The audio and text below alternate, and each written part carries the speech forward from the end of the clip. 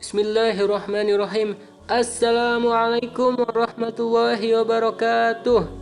Berjumpa kembali di pelajaran sejarah Indonesia untuk kelas 10. Setelah sebelumnya kita telah mempelajari proses lahir dan perkembangan kerajaan Islam di Perlak, Samudra Pasai, Aceh Darussalam, Riau, Jambi, dan Sumatera Selatan.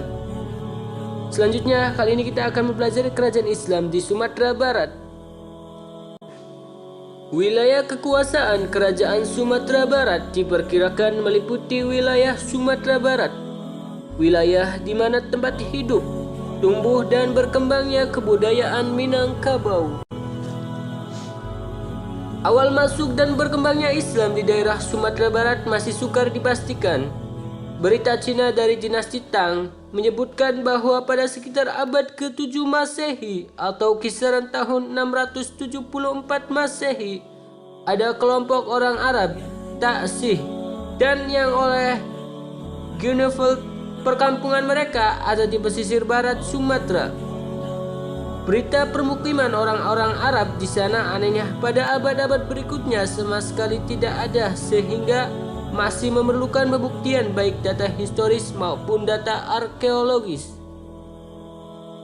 Kedua, selain pendapat tersebut, ada juga yang berpendapat bahwa Islam datang dan berkembang di daerah Sumatera Barat baru sekitar akhir abad ke-14 Masehi atau abad ke-15 Masehi, dan Islam sudah memperoleh pengaruhnya di kerajaan besar Minangkabau. Bahwa Islam sudah masuk ke daerah Minangkabau pada sekitar akhir abad ke-15 Masehi mungkin dapat dihubungkan dengan cerita yang terdapat dalam naskah kuno dari Kerinci tentang Siak Lenih Malin Sabiatullah asal Minangkabau yang mengenalkan Islam di daerah Kerinci. Berita yang ketiga datang dari Tome Pires. Tome Pires juga mencatat keberadaan tempat-tempat seperti Pariaman, Diku, bahkan Barus. Di daerah Minangkabau ada 3 raja yang ia ragukan. Apakah salah seorang sudah beragama Islam atau yang kedua lainnya masih belum Islam? Yang lebih jelas beritanya tentang peran perdagangan yang dilakukan melalui pelabuhan Pariaman, Diku, dan Barus. Ketiga tempat itu dikatakan Pires sebagai kunci untuk ke tanah Minangkabau. Dari ketiga tempat ini dihasilkan barang-barang perdagangan seperti emas, sutra, damar, lilin, madu, kamper, dan kapur barus. Setiap tahun ketiga daerah tersebut ditatangi kapal-kapal Gujarat. 2 atau 3 kapal yang membawa barang dagangannya antara lain pakaian. Selanjutnya adalah perkembangan kerajaan Islam di Sumatera Barat. Sejak abad ke-15 dan ke-16 Masehi, hubungan antara daerah Sumatera Barat melalui pelabuhan-pelabuhannya dengan berbagai negeri jelas dalam hubungan perdagangan, antara lain dengan Aceh. Pada masa Iskandar Muda, Pariaman merupakan salah satu daerah yang berada di bawah pengaruh kerajaan Aceh, dan demikian pula sejak penggantinya.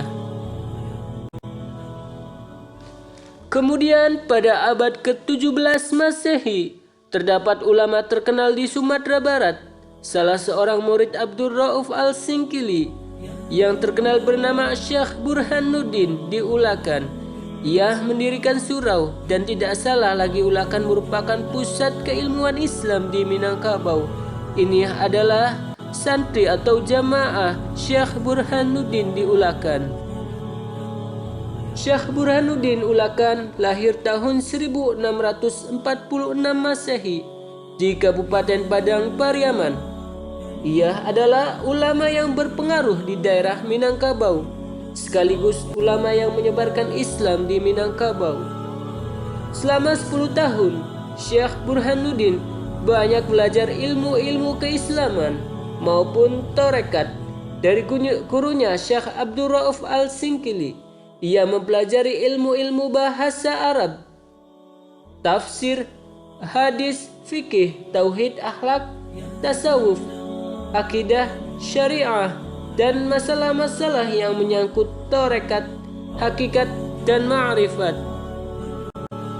Lalu tarekat Syatariah yang diajarkannya tersebar di daerah Minangkabau dan ajaran tasawufnya cenderung kepada syariah dan dapat dikatakan sebagai ajaran Neo-Sufisme. Syekh Burhanuddin dalam masyarakat setempat dikenal sebagai Tuanku Ulakan.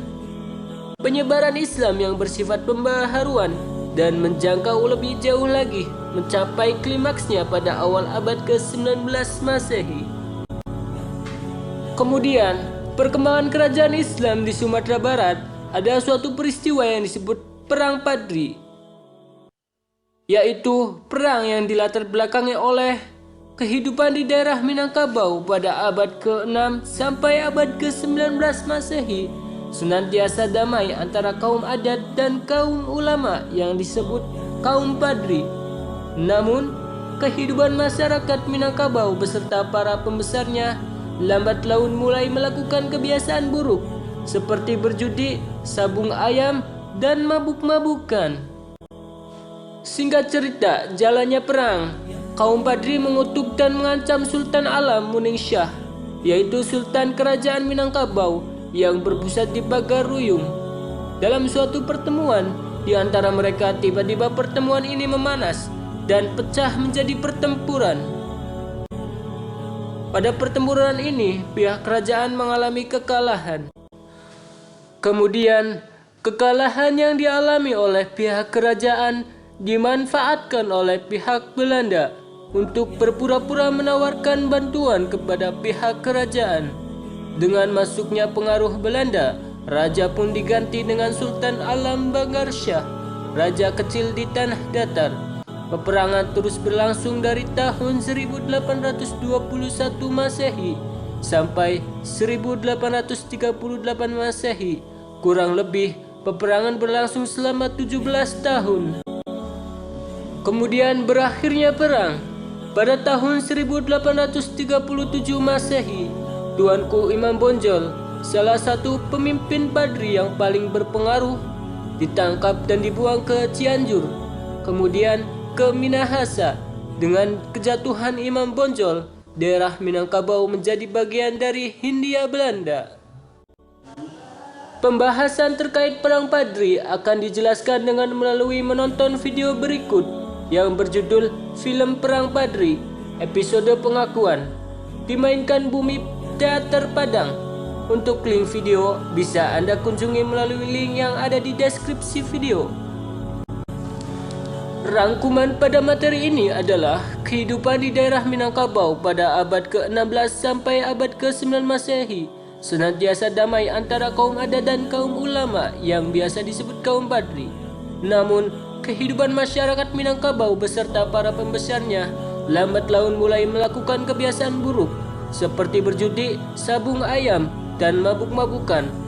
Setelah meletusnya Perang Padri dan campur tangan Hindia Belanda pada kaum adat, akhirnya Minangkabau dikuasai oleh Hindia Belanda. Sekian untuk materi kali ini. Semoga Anda mudah memahaminya.